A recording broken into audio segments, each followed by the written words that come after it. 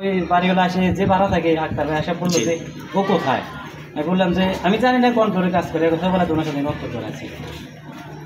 ওরা যাও কি জানা আছে ওনার মুখ থেকে শুনছে, এরপর তোমার সাথে আর কোনো কথা হয় না। আচ্ছা, তার মুখে তো শুনেছেন, আপনি তাকে কি বলেছিলেন?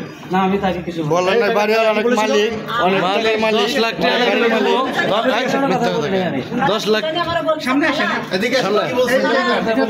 কারণ তো এখানে ভালো কথা কইছে, খারাপ কোনো কথা ভালো বড় টাকা পয়সালা মানুষ, আপনি গরিব মানুষ, আপনার পক্ষে কিরা কথা কবে খালি খালি যা হয়েছে মায়ের তো খাইছেন ব্যথা খাইছেন কিন্তু কি আছে খালা গরিব মানুষ। ও 10 লাখ টাকা বেশি আইন নাই, মিটাই দিতে পারবেন এটা?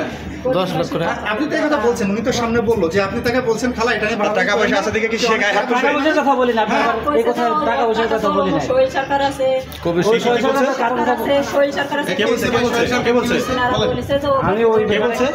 সরকার কমিশনের কারণ আমি বলি নাই। ওই সরকারের কথা বলছেন? কি না, কারণে? আমি বলেন। তাদের কথা কেন বলছেন? কেন বলছেন তাদের কথা? বলি নাই আমি। আর বলছে কইতেছে তো তারা কি গৃহকর্মীকে মারধর করলে কি তারা কি প্রশ্রয় দিবে?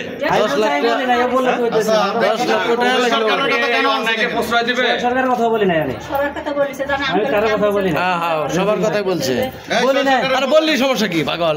সত্যটা বলবা যে আমি বলি নাই, আপনি বলি বলেছো না বলি আমি সেটা বলি দোষী হইব আমি। দূষী না তো, ও তো মার খাইছে।